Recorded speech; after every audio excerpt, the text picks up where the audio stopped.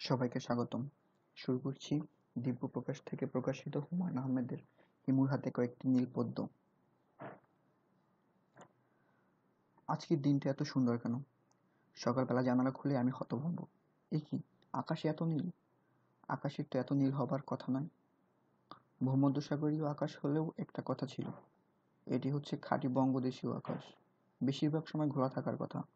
আমি তাকিয়ে থাকতে থাকতেই জানালার ওপাশে একটা কাক এসে বসল। কি আশ্চর্য, কাকটাও এত সুন্দর লাগছে। কেমন গর্বিত ভঙ্গিতে হাঁটছে। কলেজে ভর্তি হবার পরদিন যে ভঙ্গিতে কিশোরী মেয়েরা হাঁটে অবিকল সেই বড় হয়ে গেছি ভঙ্গি। আমি মুগ্ধ হয়ে কাকটাকে দেখলাম। কাকের চোখ এত কালো হয়? কবি সাহিত্যিকরা কি এই কারণেই বলেন কাক চক্ষু জল? আচ্ছা, আজ সব থেকে সুন্দর সুন্দর জিনিস চোখে পড়ছে কেন? আজকের তারিখটা কত? দিন তারিখের হিসাব রাখি না, কাজেই কত তারিখ সেটা বলতে পারছি না। একটা খবরের কাগজ কিনে তারিখটা দেখতে হবে। মনে হচ্ছে আজ একটা বিশেষ দিন। আজকের দিনটায় কিছু একটা হয়েছে। এই দিনে অদ্ভুত ব্যাপার ঘটবে। পৃথিবী তার রূপের দরজা আজকের দিনটার জন্য খুলে দেবে।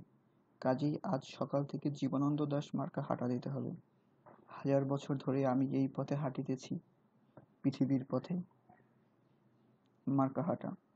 আমি ধর্মর করে বিছানা থেকে নামলাম। কষ্ট নষ্ট করার মতো সময় নেই। কাকটা বিস্মিত গলায় ডাকলো, কা কা। আমার ব্যস্ততা মনে হয় তার ভালো লাগছে না। পাখিরা নিজেরা খুব ব্যস্ত থাকে কিন্তু অন্যদের ব্যস্ততা পছন্দ করে না। মাথার উপর ঝাঁঝালো রোদ, লু হাওয়ার মতো গরম হাওয়া বইছে। গায়ের হলুদ পাঞ্জাবি ঘামে ভিজে একাকার। পাঞ্জাবি থেকে ঘামের বিকট গন্ধ। নিজেরই নাড়ি ভুড়ি উল্টো হয়ে আসছে। তারপরও আজকের দিনটায় সৌন্দর্যে আমি অভিভূত। হঠাৎ কোন বড় সৌন্দর্যের মুখোমুখি হলে স্নায়ু অবশ হয়ে আসে। সকাল থেকে আমার স্নায়ু অবশ হয়ে আছে, এখন তারও বাড়ল। আমি দাঁড়িয়ে পড়লাম। সৌন্দর্যের কথাটা সবাইকে চিৎকার করে জানাতে ইচ্ছা করছে। মাইক ভাড়া করে রিক্সা নিয়ে শহরে ঘোষণা দিতে পারলে চমৎকার হতো। শ্রীনগরবাসী, আপনাদের দৃষ্টি আকর্ষণ করছি। আজ 9ই চৈত্র 1402 সাল। দয়া করে লক্ষ্য করুন, আজ অপূর্ব একটি দিন। শ্রীনগরবাসী, হ্যালো হ্যালো, মাইক্রোফোন টেস্টিং, 1 2 3 4। আজ 9ই চৈত্র 1402 সাল। আমি দাঁড়িয়ে পড়েছি রাস্তার ঠিক মাঝখানে। বিজয় সরণির বিশাল রাস্তা, মাঝখানে দাঁড়ালে কোনো অসুবিধা হয় না। রিক্সা গাড়ি সব পাশ কাটিয়ে চলে যেতে পারে। তারপরও লক্ষ্য করলাম কিছু কিছু গাড়ির ড্রাইভার বিরক্ত চোখে আমার দিকে তাকাচ্ছে, বিড়বিড় করছে, নির্ঘাত গালি দিচ্ছে। গাড়ির মানুষেরা মনে করে পাকা রাস্তা বানানো হয়েছে শুধুই তাদের জন্য, পথচারীরা হাঁটবে ঘাসের উপর দিয়ে, পাকা রাস্তায় পা ফেলবে না। রাস্তার ঠিক মাঝখানে দাঁড়িয়ে আমার বেশ চমৎকার লাগছে। নিজেকে ট্রাফিক পুলিশ বলে মনে হচ্ছে। ইচ্ছে করছে পাজেরো টাইপ দামি কোনো গাড়ি থামিয়ে গম্ভীর গলায় বলি, দেখি লাইসেন্সটা, ইন্স্যুরেন্সের কাগজপত্র আছে, ফিটনেস সার্টিফিকেট। এক্সহস্ট দিয়ে ভক ভক করে কালো ধোঁয়া বেরোচ্ছে। নামুন গাড়ি থেকে। আজকের দিনটা এমন যে মনের ইচ্ছা তাৎক্ষণিক পূর্ণ হলো। একটি পাজেরো গাড়ি আমার ঘা ঘেঁষে হুড়মুড় করে থামলো।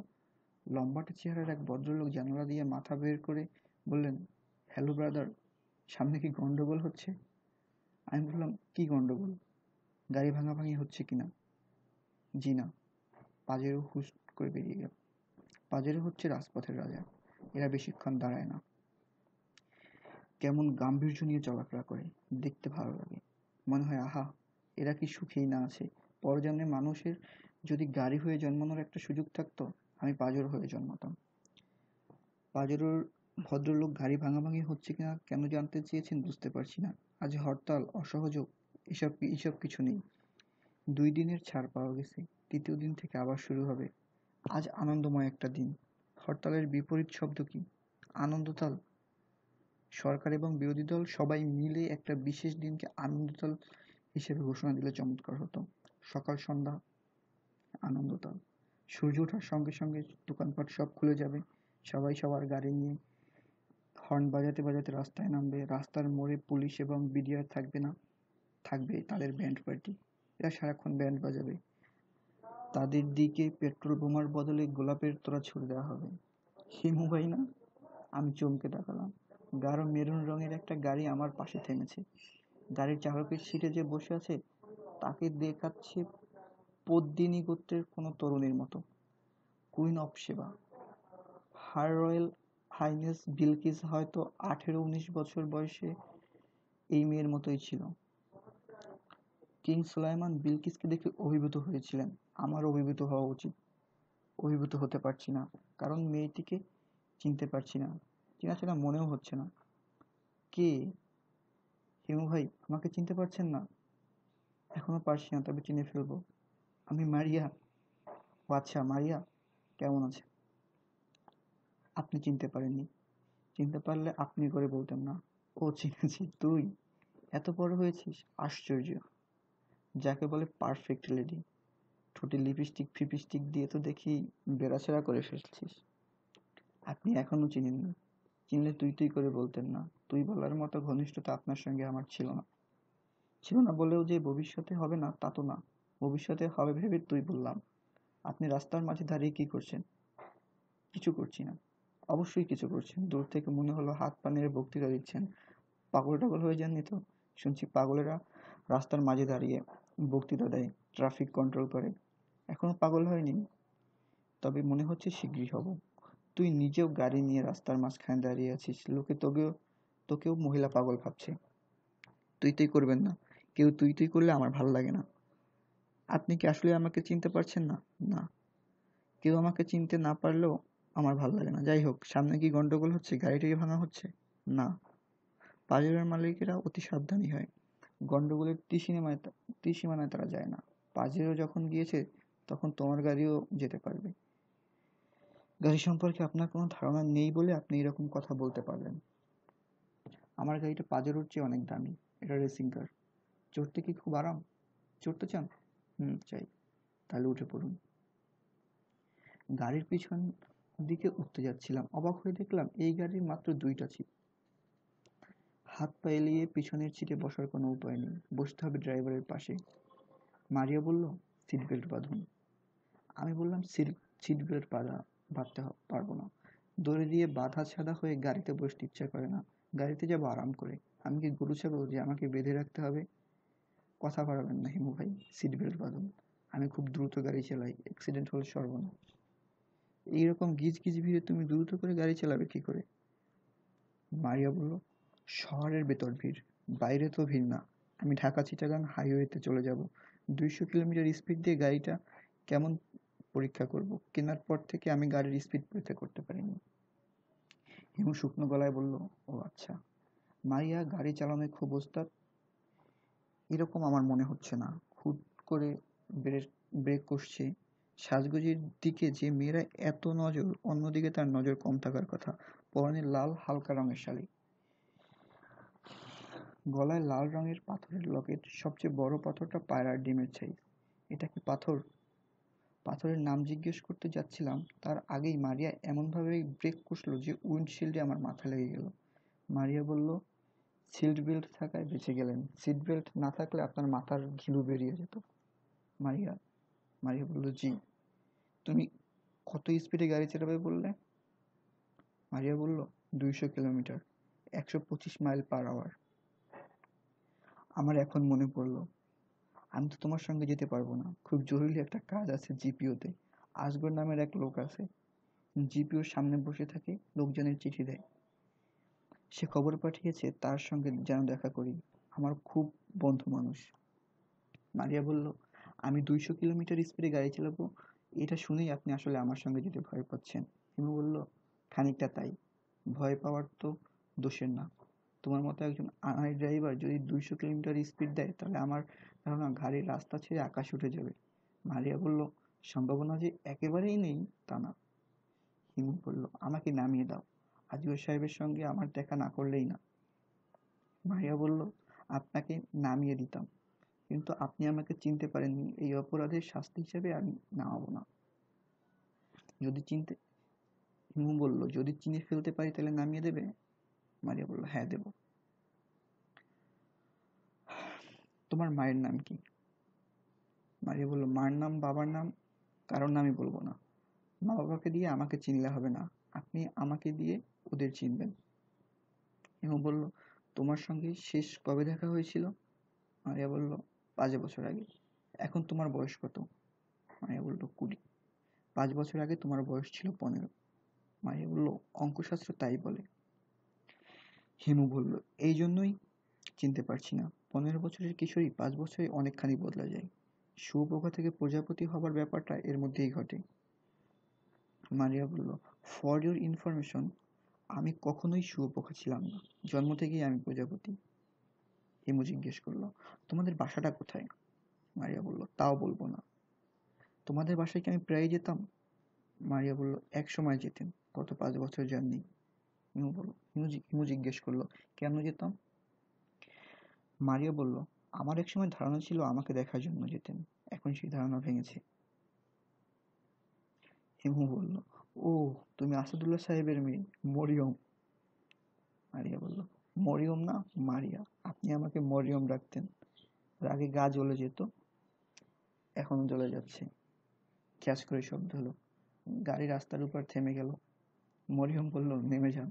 আপনি আমাকে চিনতে পেরেছেন, কাজেই পূর্ব চুক্তি অনুযায়ী আপনাকে নামিয়ে দিচ্ছি। না, নামাতে হবে না। শুরুতে তোমাকে যতটা আনাড়ি ড্রাইভার মনে হয়েছিল এখন অতটা মনে হচ্ছে না। মারিয়া বলল, লং ড্রাইভের সঙ্গী হিসেবে আপনাকে আমার মন ধরছে না। গামের গন্ধে আমার দম আটকে আসছে। হিমু জিজ্ঞেস করলো, তোমার বাবা কেমন আছেন?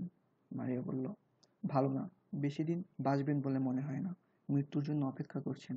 উনি আপনার কথা প্রায় বলেন। আপনার কোনো ঠিকানা আমাদের জানা নেই বলে আপনার সঙ্গে যোগাযোগ করতে পারিনি।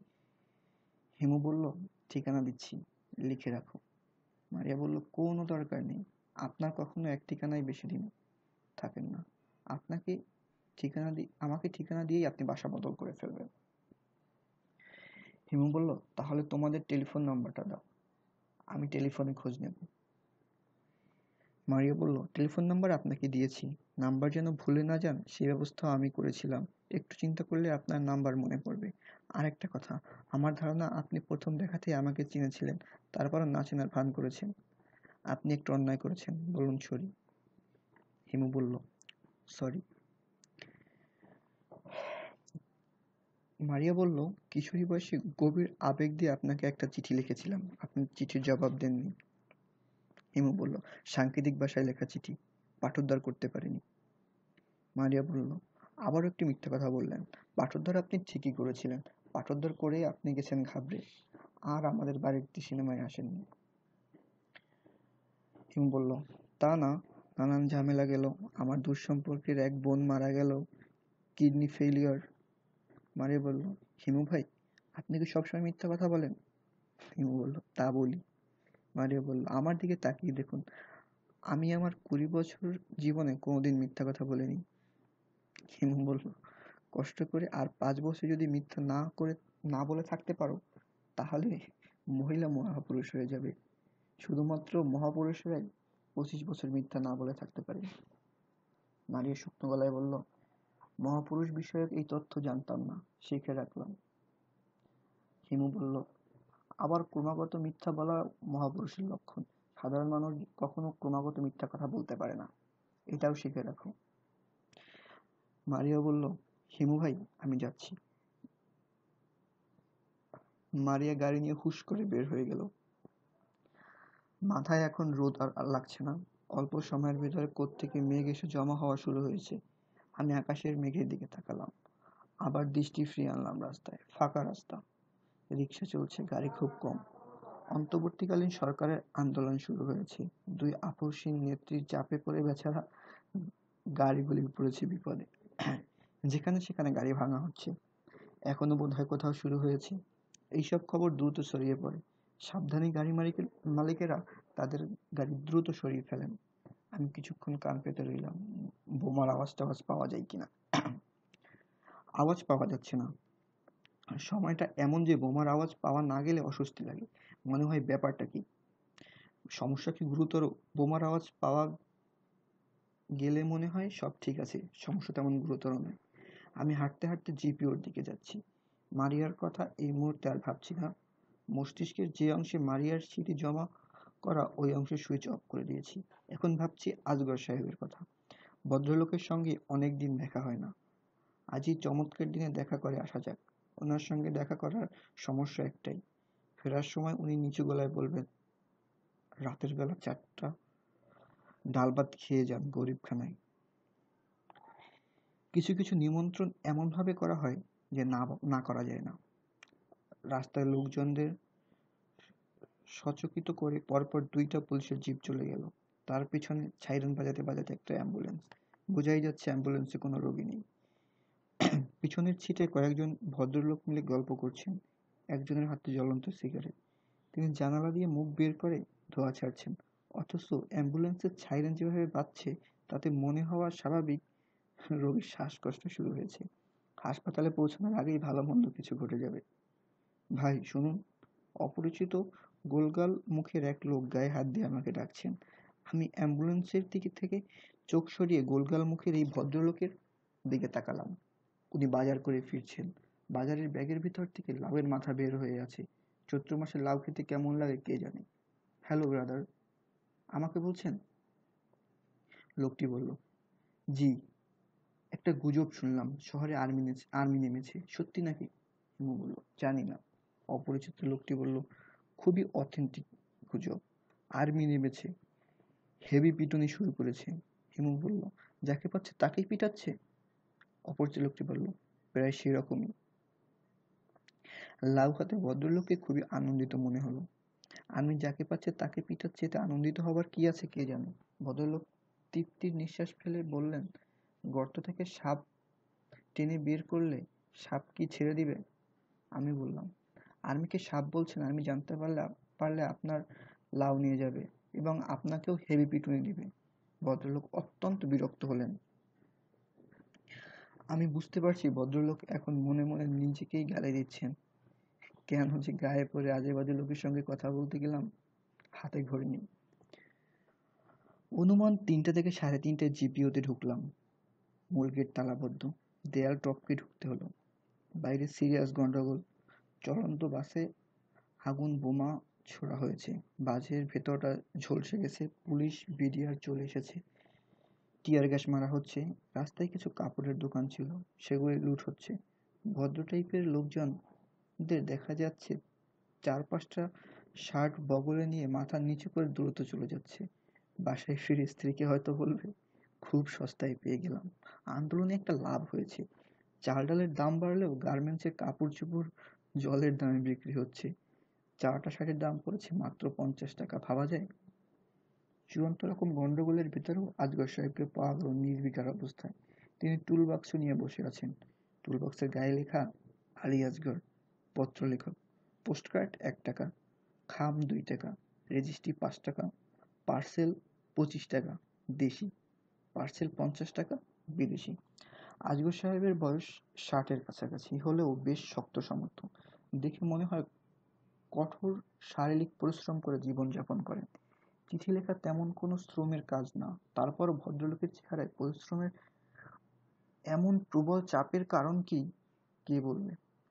আজগর সাহেব একজনকে চিঠি লিখে দিচ্ছেন। আমি আজগর সাহেবের পাশে গিয়ে বসলাম। তিনি একবার তাকালেন, আবার চিঠি লেখা শুরু করলেন। ভদ্রলোকের হাতের লেখা মুক্তার মতো, দেখতেও ভাল লাগে।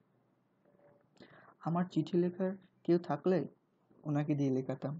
কে জানে, ভদ্রলোকের সঙ্গে আগে পরিচয় হলে মারিয়ার জন্য মারিয়ার চিঠির হয়তো জবাব দিতাম।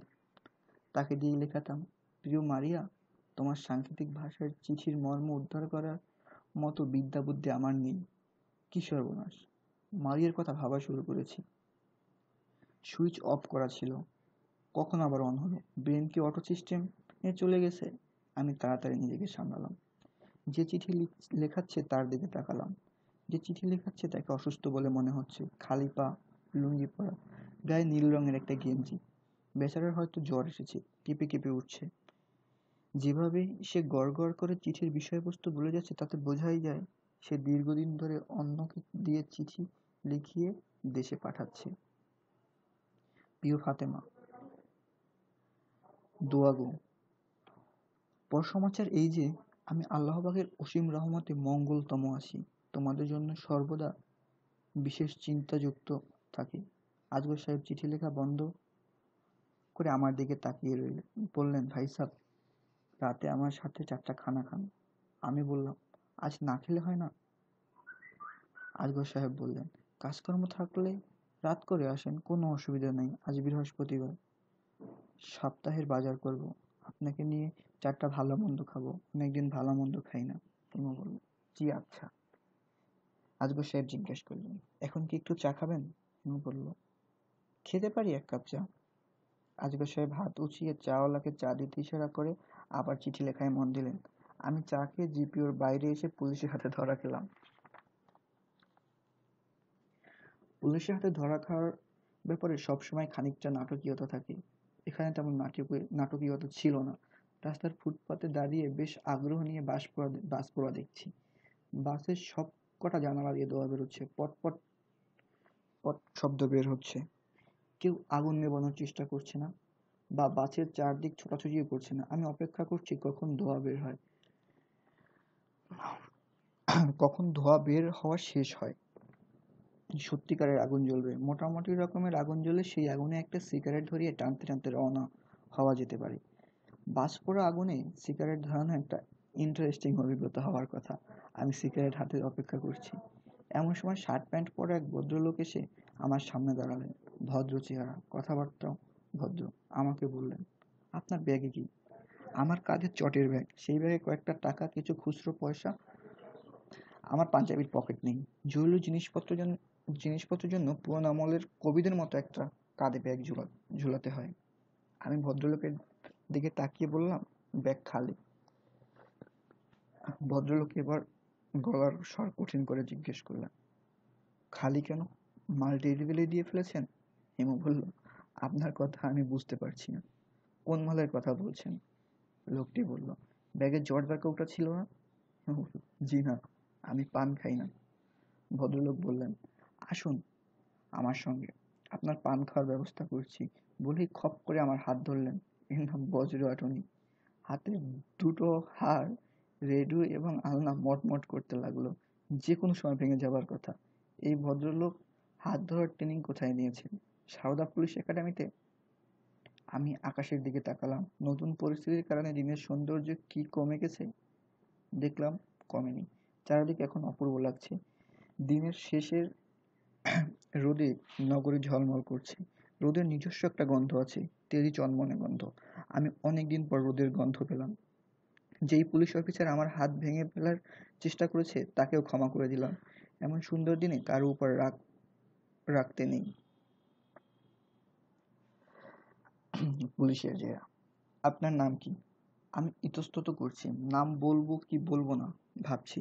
কেউ নাম জিজ্ঞেস করলে হয়তো আমরা সাধারণত খুব আগ্রহের সঙ্গে নাম বলি, জিজ্ঞেস না করলেও বলি। হয়তো পাশে বসে যাচ্ছি, অপরিচিত এক ভদ্রলোক দু একটা টুকটাক কথা বলার পরই হাসি মুখে বলি, ভাই সাহেব, আমার নাম হচ্ছে এই, আপনার নামটা? মানুষ তার জীবনে যে শব্দটি সবচেয়ে বেশি শোনে তা হচ্ছে তার নিজের নাম। যতবারই শুনে ততবারই তার ভালো লাগে। পৃথিবীর মধুরতম শব্দ হচ্ছে নিজের নাম।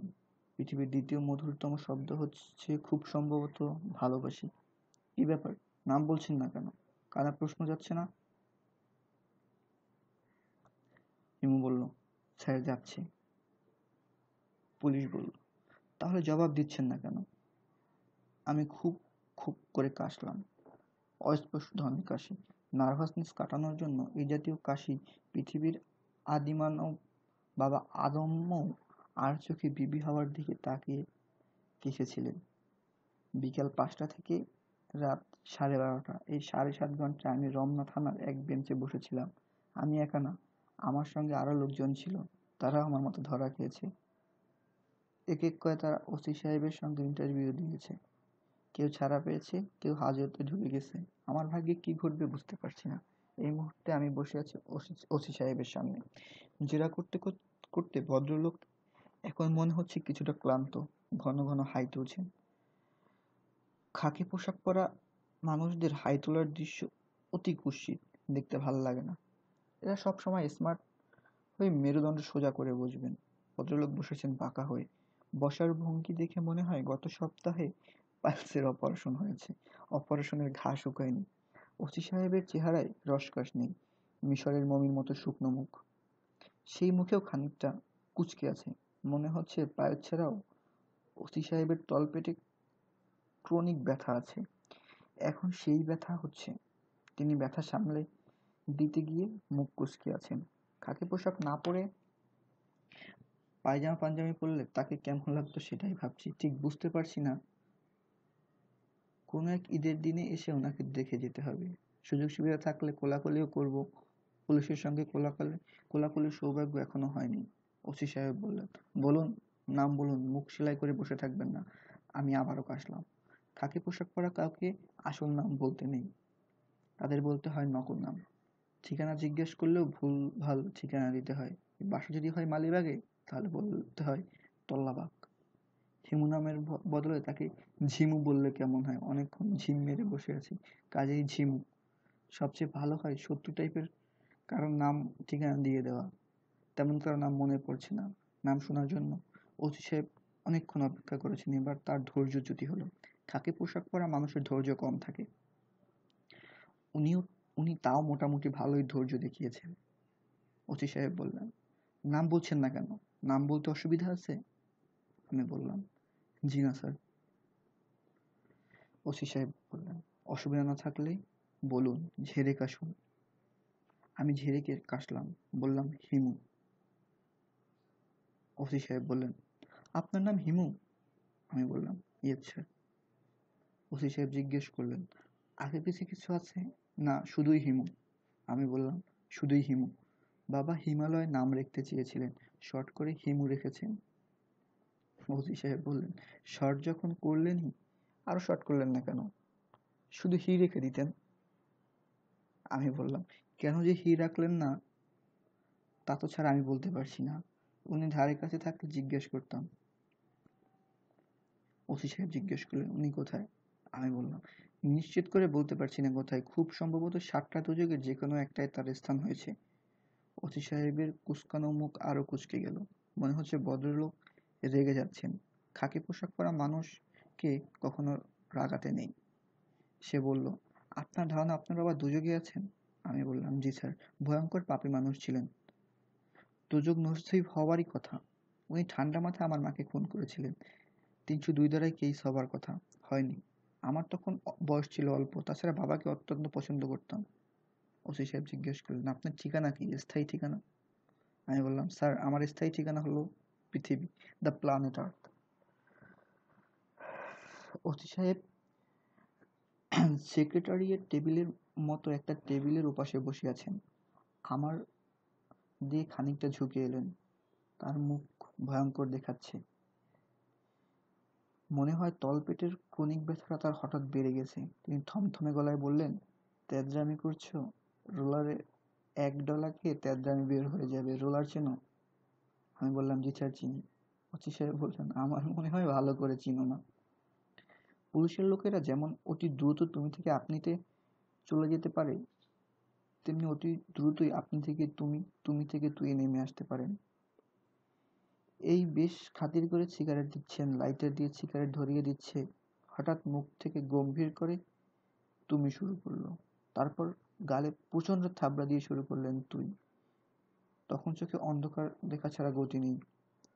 আমি শঙ্কিত বোধ করছি। ওসি সাহেব হঠাৎ করে আপনি থেকে তুমিতে চলে এসেছেন, লক্ষণ শুভ নয়। গালে থাবড়া পড়বে কিনা কে জানে। আশঙ্কা একবারে উড়িয়ে দেওয়া যায় না। ওসি সাহেব বলল, তোমার ঠিকানা হচ্ছে পৃথিবী, দ্য প্ল্যানেট আর্থ। আমি বললাম, ইয়েস স্যার। ওসি সাহেব জিজ্ঞেস করলেন, বোমা কিভাবে বানায় তুই জানিস? আমি আটকে উঠলাম। তুমি থেকে তুইয়ের ইমোশন হয়েছে, লক্ষণ খুব খারাপ, 4 নম্বর বিপদ সংকেত। ঘূর্ণিঝড় কাছেই কোথাও তৈরি হয়ে গেছে, এই দিকে চলে আসতে পারে।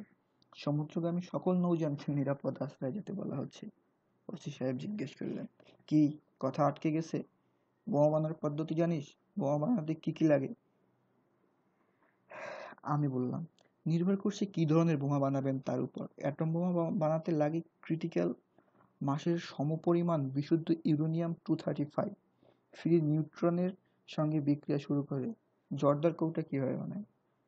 আমি বললাম, জর্দার কৌটায় বোমা বানাতে লাগে পটাশিয়াম ক্লোরেট, সালফার কার্বন এবং কিছু পটাশিয়াম নাইট্রেট। ক্ষেত্র বিশেষে ইয়েলো ফসফরাস ব্যবহার করা হয়, তবে ব্যবহার না করলেই ভালো।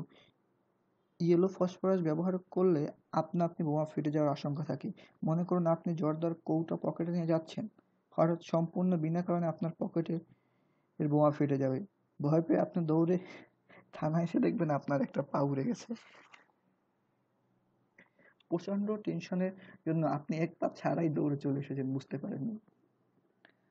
অতি সাহেব হুঙ্কার দিলেন, রসিকতা করবি না তেঁদুরের বাচ্চা। লেবু কষলে যেমন রস বের করে, মানুষ কষলে আমরাও তেমনি রস বের করি। এইটুকু বলে তিনি পিছনের দিকে তাকিয়ে চাপার গলায় ডাকলেন, আকবর, আকবর। আকবরকে কে জানে? আমি জিম ধরে আকবরের জন্য অপেক্ষা করছি। সাধারণত রাজা বাদশার নাম হয় বাবুর, বয় বাবুর্চির মধ্যে বেশি দেখা যায়। চাকর বাকর বয় বাবুর্চির নামের 70 ভাগ জড়িয়ে আছে আকবর, শাহজাহান, জাহাঙ্গীর, সিরাজ। আমার অনুমান সত্যি হলো। আকবর বাদশা বের হয়ে এলেন। তার বয়স সম্ভবত 12-13, পরনে হাফ প্যান্ট, গায়ে হলুদ গেঞ্জি। আকবর বাদশা সম্ভবত ঘুমোচ্ছিলেন, এখনো ঘুম কাটেনি তার। ওসি সাহেব হুঙ্কার দিলেন, হেলে পড়ে যাচ্ছিস কেন? সোজা হয়ে দাঁড়া। আকবর সোজা হয়ে দাঁড়ালো, পিট পিট করে চারদিক দেখতে লাগলো। ওসি সাহেব বললেন, চা বানিয়ে আন। হেমু সাহেবকে ফার্স্ট ক্লাস করে এক কাপ চা বানিয়ে খাওয়া।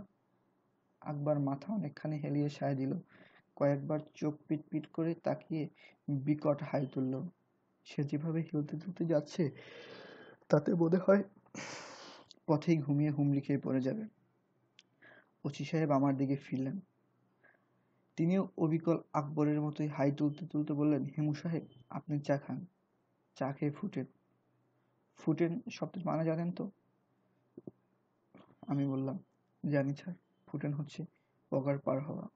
ওসি সাহেব বললেন, দ্যাটস রাইট। চা খেয়ে পগার পার হন, আর তেদ্রামি করবেন না। আমি বললাম, জি আচ্ছা স্যার। আমি মধুর ভঙ্গিতে হাসলাম। ওসি সাহেব আপনি থেকে তুমিতে নেমে আবার আপনিতে ফিরে গেছেন। চাটা খাওয়াচ্ছেন, ব্যাপারটা কি বোঝা যাচ্ছে না। এত বোঝাবুঝির কিছু নেই। চা খেয়ে দ্রুত বিদেয় হয়ে যাওয়াটাই হবে বুদ্ধিমানের কাজ। এই জগতের অদ্ভুত কাণ্ডকারখানা বোঝার চেষ্টা খুব বেশি করতে নেই। জগৎ চলছে, সূর্য উঠছে ডুবছে, পূর্ণিমা অমাবস্যা হচ্ছে, তেমনি অদ্ভুত কাণ্ডকারখানাও ঘটছে। ঘটতে থাকুক না, সব বোঝার দরকার। বরফ জলে ভাসে, বরফও পানি, জলও পানি। তারপরও একজন আরেকজনের উপর দিব্যি ভেসে বেড়াচ্ছে। ভেসে বেড়ানোটা ইন্টারেস্টিং, তার পিছনে বৈজ্ঞানিক ব্যাখ্যাটা যেমন ইন্টারেস্টিং না। মাথার উপর ফ্যান ঘুরছে কিন্তু কোনো বাতাস লাগছে না। থানার ভেতরটা ফাঁকা ফাঁকা। এক কোনায় টেবিলে ঝুঁকে বুড়ো মতো এক ভদ্রলোক বসে আছেন। বেশ নির্বিকার ভঙ্গি। পৃথিবীর সঙ্গে তার কোনো সম্পর্ক নেই বলে মনে হচ্ছে। এই যে ওসি সাহেবের সঙ্গে আমার কথা হলো, তিনি একবারও ফিরে তাকাননি। থানার বারান্দার বাইরে লম্বা বেঞ্চি পাতা, সেখানে কয়েকজন পুলিশ বসে আছে। তাদের গল্পগুজব হাসাহাসি কানে আসছে। থানার লকারে মুসল্লি টাইপের কোনো ক্রিমিনাল রাখা হয়েছে। সে বেশ উচ্চস্বরে নানা দোয়া দরুদ পড়ছে, তার গলা বেশ মিষ্টি। আমি চায়ের জন্য অপেক্ষা করছি এবং তেদর শব্দের মানে কি তা ভেবে বের করার চেষ্টা করছি। তেদরের বাচ্চা বলে গালি যেহেতু প্রচলিত, কাজেই ধরে নেওয়া যেতে পারে তেদর কোনো একটা প্রাণীর নাম। বাদর জাতীয় প্রাণী কি? বাদর যেমন বাদরামি করে, তেদরও করে তেদরামি। ওসি সাহেবকে তেদর শব্দের মানে জিজ্ঞেস করা কি ঠিক হবে? উনি রেগে গিয়ে আবার আপনি থেকে তুই নেমে যাবেন না তো? এই রিস্ক নেওয়া ঠিক হবে না। বরং তার চেয়ে বাংলা ভালো জানে এমন কাউকে জিজ্ঞেস করা নেওয়া যাবে। তাড়াহুড়ো করার কিছু নেই। মারিয়ার বাবা আসাদুল্লাহ সাহেবকে জিজ্ঞেস করা যেতে পারে। তিনি পৃথিবীর সব প্রশ্নের জবাব জানেন। মারিয়ার তাই ধারণা। আকবর বাদশা চা নিয়ে এসেছেন। যেসব জায়গায় নামের শেষে স্টেশন যুক্ত থাকে সেসব জায়গার চা খুব কুৎসিত হয়। যেমন bus station, rail station, police station. অদ্ভুত কাণ্ড। আকবর বাদশার চা হয়েছে অসাধারণ। এক চুমুক দিয়েই মনে হলো গত 5 বছরে এত ভালো চা খাইনি। কড়া লিকারে পরিমাণ মতো দুধ দিয়ে ঠিক করা হয়েছে। চিনি যতটুকু দরকার তার চেয়ে সামান্য বেশি দেওয়া হয়েছে। মনে হয় এই বেশির দরকার ছিল। গন্ধটাও কি সুন্দর। চায়ে যে আলাদা গন্ধ থাকে তা শুধু রূপাদের বাড়িতে গেলে বোঝা যায়। তবে রূপাদের বাড়ির চায়ে লিকার থাকে না, খেলে মনে হয় পীর সাহেবের পানি পড়া খাচ্ছি। আমি আকবর বাদশার চায়ে গভীর আগ্রহে চুমুক দিচ্ছি। আকবর বাদশা আমার সামনে দাঁড়িয়ে ক্রমাগত হাত ধরে যাচ্ছে। সে সামনে দাঁড়িয়ে আছে কেন বোঝা যাচ্ছে না। মনে হয় চা শেষ হবার পর কাপ হাতে নিয়ে বিদায় হবে। যদিও এমন কোনো মূল্যবান চায়ের কাপ না, বদখত ধরনের কাপ, খানিকটা ফাটা। ফাটা কাপে চা খেলে আয়ু কমে। খুব সুন্দর কাপে চা খেলে নিশ্চয়ই আয়ু বাড়ে। রূপদের বাড়িতে চা খেয়ে আয়ু বাড়াতে হবে। ওদের বাড়িতেই পৃথিবীর সবচেয়ে সুন্দর কাপে চা দেওয়া হয়। ওসি সাহেব বললেন, চাটা কেমন লাগলো? আমি বললাম, স্যার ভালো। জিজ্ঞেস করলেন, কেমন ভালো? আমি বললাম, খুব ভালো, অসাধারণ, জীবনানন্দ দাশের কবিতার মতো। তিনি আবার জিজ্ঞেস করলেন, কোন কবিতা? আমি গম্ভীর করে আবৃত্তি করলাম, এইসব ভালো লাগে, জানালার ফাঁক দিয়ে ভোরের সোনালি রোদ এসে। আমি ঘুমোতে দেখি বিছানায় আমার কাতর চোখ, আমি বিমর্ষ ম্লান চুল, এই নিয়ে খেলা করে। জানে সে যে বহুদিন আগে আমি করেছি কি ভুল। এই পৃথিবীর সবচেয়ে ক্ষমাহীন গাঢ় এক রূপসীর মুখ ভালোবেসে। ওসি সাহেব বললেন, আর এক কাপ খাবেন? আমি বললাম, জি না। ওসি সাহেব বললেন, কবিতার মতো চা যখন, গোটা 5-6 কাপ খান। আমি বললাম, পরের কাপটা হয়তো ভালো হবে না। আমার ধারণা চা এখানে ভালো হয় না, আজ হঠাৎ করে হয়ে গেছে। স্ট্যাটিস্টিক্যাল প্রবাবিলিটির ভেতরে পড়ে গেছে। 1,00,000 কাপ চা যদি বানানো হয়, তাহলে 1,00,000 কাপ চায়ের ভিতরে 1 কাপ চা হবে অসাধারণ। ওসি সাহেব থমথমে গলায় বললেন, সায়েন্স কপচাপি না, সায়েন্স গুহদ্বার দিয়ে ভিতরে ঢুকিয়ে দেব। আমি বিনীত গলায় বললাম, জি আচ্ছা স্যার। ওসি সাহেব বললেন, এখন বল, তোদের বোমা বানানোর কারখানাটা কোথায়? সাঙ্গপাঙ্গদের নাম বল, 5 মিনিটের মধ্যে ঝেড়ে কাশবি, নয়তো ঠেলার চোটে যে চা খেয়েছিস সেই চা নাক মুখ দিয়ে বের হবে। শুরু কর। কি সর্বনাশের কথা! আমার ব্রাহ্মতালু শুকিয়ে ওঠার উপক্রম। এ কি সমস্যায় পড়া গেল? ওসি সাহেব সিগারেট ধরাতে ধরাতে বললেন, নিচ থেকে কথা বলতে চাইলে ভালো কথা, নয়তো রোলারের গুঁতো দিয়ে সব বের করব। নাভির 1 ইঞ্চি উপরে একটা গুঁতো দিলে আর কিছুই দেখতে হবে না, গত জন্মের কথা বের হয়ে আসবে। আমি শুকনো গলায় বললাম, স্যার একটা টেলিফোন করতে পারি? ওসি সাহেব আমার দিকে ঝুঁকে এসে বললেন, কাকে টেলিফোন করবি? কোনো মন্ত্রীকে, পুলিশের আইজিকে, আর্মির কোনো জেনারেলকে?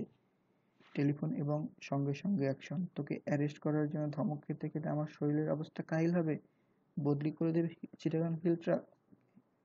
শান্তিবাহিনীর বোমা খেয়ে চিত হয়ে পড়ে থাকবো। স্যার আমি বললাম, স্যার আমি খুব লোয়ার লেভেলের প্রাণী, প্রায় শিম্পাঞ্জির কাছাকাছি, হায়ার লেভেলের কাউকে চিনি না। তাহলে কাকে টেলিফোন করতে চাচ্ছিস? এমন কাউকে টেলিফোন করবো যে আমার চরিত্র সম্পর্কে আপনাকে একটা সার্টিফিকেট দিবে। Character certificate? জি। তোর টেলিফোনের পর হোম মিনিস্টার আমাকে ধমকাধমকি করবে না? জি না স্যার। সম্ভাবনা আছে খুব, একটা মেয়ে খুব মিষ্টি গলায় আপনাকে আমার সম্পর্কে দু একটা ভালো কথা বলবে। ওসি সাহেব জিজ্ঞেস করলো, মেয়েটি কে? প্রেমিকা? আমি বললাম, জি না, আমি লোয়ার লেভেলের প্রাণী, প্রেম করার যোগ্যতা আমার নেই, প্রেম অতি উচ্চ স্তরের ব্যাপার। আবার জিজ্ঞেস করলেন, তোর যোগ্যতা কি? আমি বললাম, আমার একমাত্র যোগ্যতা আমি হাঁটতে পারি, কেউ চাইলে ছায়ার মতো পাশে থাকি, আমি হচ্ছি স্যার ছায়া সঙ্গী। ওসি সাহেবের গম্ভীর মুখে টেলিফোন সেট আমার দিকে এগিয়ে দিলেন। থানার ঘড়িতে রাত 1টা। কাকে টেলিফোন করবো বুঝতে পারছি না। রূপাকে করা যায়। এত রাতে টেলিফোন করলে রূপা ধরবেন না, রূপার বাবা ধরবেন এবং আমার নাম শুনেই খট করে রিসিভার নামিয়ে রাখবেন। ফুপুর বাসায় করা যায়। ফুপু টেলিফোন ধরবেন, ঘুম ঘুম করে স্বরে বলবেন, কে? হিমু, কি ব্যাপার? আমি ব্যাপার ব্যাখ্যা করার পর তিনি হাই তুলতে তুলতে বলবেন, তোকে থানায় ধরে নিয়ে গেছে, এটা তো নতুন কিছু না, প্রায় ধরে। রাত দুপুরে টেলিফোন করে বিরক্ত করছিস কেন? এই দুজন ছাড়া আর কাউকে টেলিফোন করা সম্ভব না। আর কারো টেলিফোন নাম্বার আমি জানি না। মারিয়াকে করব? এমনিতে ওর খোঁজ খবর নেওয়া দরকার। 200 কিলোমিটার স্পিডে গাড়ি চালানোর পর কি হলো? পৌঁছতে পেরেছে তো ঢাকায়? পথে কোনো বোমা টোমা খায়নি তো? মায়ের টেলিফোন নাম্বারটা মনে করতে হবে। 5 বছর আগে একটা পদ্ধতি শিখিয়েছিল, অ্যাসোসিয়েশন অফ আইডিয়া পদ্ধতি। নাম্বারটা হচ্ছে প্রথমে ৮, তারপর আমি, তুমি, আমরা। আমি হচ্ছে ১, তুমি হচ্ছে ২, আমরা হচ্ছে ৩। তাহলে নাম্বারটা হচ্ছে ৮১২১২৩। ডায়াল করতে ওপাশ থেকে মারিয়া বলল, ধরল। আমি খুশি খুশি গলায় বললাম, কেমন আছিস? মারিয়া বিস্মিত হয়ে বলল, কেমন আছিস মানে? আপনি কে? হু আর ইউ? আমি হিমু। মারিয়া বলল, রাত ১টার সময় টেলিফোন করেছেন কেন? আমি বললাম, খোঁজ নেওয়ার জন্য। তোর ২০০ কিলোমিটার স্পিড ভ্রমণ কেমন হলো? মারিয়া বলল, রাত ১টার সময় সেটা টেলিফোন করে জানাতে হবে? আমি বললাম, তোর টেলিফোন নাম্বারটা মনে আছে কিনা সেটাও ট্রাই করলাম। এক কাজে দুই কাজ। মারিয়া জিজ্ঞেস করলো, এখনো তুই করছেন? আমি বললাম, আচ্ছা আর করবো না। মারিয়া জিজ্ঞেস করলো, কোন থেকে টেলিফোন করেছেন? আমি বললাম, রমনা থানা থেকে। পুলিশের ধারণা আমি বোমা টোমা বানাই, ধরে নিয়ে এসেছে, এখন জেরা করছে। মারিয়া বলল, দোলাই দিয়েছে? আমি বললাম, না এখনো দেয়নি, তবে দেবে মনে হয়। তুই কি একটা কাজ করতে পারবি? ওসি সাহেবকে মিষ্টি গলায় বলবি যে আমার বোমা টোমার সঙ্গে কোনো সম্পর্ক নেই, আমি অতি সাধারণ অতি নিরীহ হিমু, একটুর জন্য মহাপুরুষ হতে গিয়ে হতে পারিনি। মারিয়া বলল, আপনি তো সারা জীবন নানা ধরনের অভিজ্ঞতা অর্জন করতে চেয়েছেন, পুলিশের হাতে ধরা খাওয়া তো ইন্টারেস্টিং অভিজ্ঞতা, বের হওয়ার জন্য ব্যস্ত হয়ে পড়ছেন কেন? আমি বললাম, এক জায়গায় একটা দাওয়াত ছিল, বলেছিলাম রাত করে যাব, ভদ্রলোক না খেয়ে আমার জন্য অপেক্ষা করবেন। মারিয়া বলল, ভদ্রলোকের টেলিফোন নাম্বারটা দিন, টেলিফোন করে বলে দিচ্ছি আপনি পুলিশের হাতে ধরা খেয়েছেন, আসতে পারবেন না। আমি জিজ্ঞেস করলাম, তোর কি ধারণা বাংলাদেশে সবার ঘরেই টেলিফোন আছে? মারিয়া বলল, হিমু ভাই, আপনি এখনো কিন্তু তুই করছেন। কেন করছেন তাও আমি জানি। মানুষকে বিভ্রান্ত করে আপনি আনন্দ পান। কখনো তুমি, কখনো তুই বলে আপনি আমাকে বিভ্রান্ত করার চেষ্টা করছেন। একসময় আমি নিতান্তই একটা কিশোরী ছিলাম, বিভ্রান্ত হয়েছি। বিভ্রান্ত হওয়ার স্টেজ আমি পার করে এসেছি। অনেক কথা বলে ফেললাম। আমি আপনার সঙ্গে আর কথা বলবো না, রাখি। আচ্ছা, আমি জিজ্ঞেস করলাম, আচ্ছা তুই এত রাত পর্যন্ত জেগে কি করছিলি? মারিয়া বলল, গান শুনছিলাম। আমি জিজ্ঞেস করলাম, কার গান? মারিয়া বলল, নীল ডায়মন্ড। গানের কথা শুনতে চান? আমি বললাম, বল। মারিয়া বলল, what a beautiful noise coming out from the street, got a beautiful sound, it's got a beautiful beat, it's a beautiful noise. Maria বলল, কথা তো শুনলেন, এখন তাহলে রাখি। বললাম, আচ্ছা। খট করে মারিয়া টেলিফোন রেখে দিল। ওসি সাহেব বললেন, টেলিফোনে কোনো মন্ত্রী মিনিস্টার পাওয়া গেল? আমি বললাম, জি না। আবার জিজ্ঞেস করলেন, আপনার ক্যারেক্টার সার্টিফিকেট দেবে এমন কাউকে পাওয়া গেল না? ওসি সাহেব আবার তুই থেকে আপনিতে চলে এসেছেন। জোয়ার ভাটার খেলা চলছে, খেলার শেষটা কি কে জানে। ওসি সাহেব বললেন, কি কথা বলুন, সুপারিশের লোক পাওয়া গেল না? আমি বললাম, একজনকে পেয়েছিলাম, সে সুপারিশ করতে রাজি হলো না। ওসি সাহেব বললেন, খুবই দুঃসংবাদ। আমি বললাম, জি, দুঃসংবাদ। ওসি সাহেব বললেন, আমাদের থানার রেকর্ড অফিসার বলল আপনাকে এর আগেও কয়েকবার ধরা হয়েছে। আমি বললাম, উনি ঠিকই বলেছেন, আমি নিশাচর প্রকৃতির মানুষ তো, রাতে হাঁটি। রাতে যারা হাঁটে পুলিশ তাদের পছন্দ করে না। পুলিশের ধারণা রাতে হাঁটার অধিকার শুধু তাদেরই আছে। ওসি সাহেব বললেন, বিটের কনস্টেবলও বলেছিল আপনার নাকি আধ্যাত্মিক ক্ষমতা আছে, সত্যি আছে নাকি? আমি বললাম, নেই স্যার, হাঁটার ক্ষমতা ছাড়া আমার অন্য কোনো ক্ষমতা নেই। ওসি সাহেব বললেন, রোলারের ২ গুতা জায়গা মতো পড়লে আধ্যাত্মিক ক্ষমতা বের হয়ে যায়। আমি বললাম, যথার্থ বলেছেন স্যার। ওসি সাহেব বললেন, আপনার প্রতি আমি সামান্য মমতা অনুভব করছি। কেন বলুন তো? আমি বললাম, আমার মধ্যে কোনো আধ্যাত্মিক ক্ষমতা নেই, তাহলে সেই ক্ষমতা অ্যাপ্লাই করে আপনার মতো অভাবজনের প্রতি আমার মতো অভাবজনের প্রতি আপনার মমতার কারণ বলে দিতে পারতাম। ওসি সাহেব বললেন, আপনার প্রতি মমতা বোধ করছি, কারণ আমার জানা মতে আপনি হচ্ছেন থানায় ধরে আনা প্রথম ব্যক্তি যার পক্ষে কথা বলার জন্য কাউকে পাওয়া যাচ্ছে না। বাংলাদেশ এমন এক দেশ যে দেশে পুলিশের হাতে কেউ ধরা পড়লেই মন্ত্রী, মিনিস্টার, সেক্রেটারি, মিলিটারি জেনারেল এর একটা সাড়া পাওয়া যায়। টেলিফোনের পর টেলিফোন আসতে শুরু করে। শুনুন হিমু সাহেব, চলে যান, আপনাকে ছেড়ে দিচ্ছি। আমি বললাম, থ্যাংক ইউ স্যার। ওসি সাহেব বললেন, যাবেন কিভাবে? গাড়ি, রিক্সা সবই তো বন্ধ। আমি বললাম, হেঁটে হেঁটে চলে যাও, কোনো সমস্যা নেই। আপনাকে আমার পছন্দ হয়েছে, ওসি সাহেব বললেন। পুলিশের জিপ দিচ্ছি, আপনি যেখানে যেতে চান নামিয়ে দেবে। কোথায় যাবেন? আমি বললাম কারওয়ান বাজার। আজগর সাহেব নামের এক ভদ্রলোকের বাসায় আমার দাওয়াত ছিল। ওসি সাহেব বললেন, আচ্ছা যান, দাওয়াত খেয়ে আসুন। আমি পুলিশের জিপে উঠলাম। সেন্ট্রি পুলিশ আমাকে তালেবর সাইজের কেউ ভেবে সেলুট দিয়ে বসলো। রোলারের গুতার বদলে সেলুট, বড়ই রহস্যময় দুনিয়া। আজ এ পর্যন্তই, পরবর্তী অংশে শেষ করা যাবে।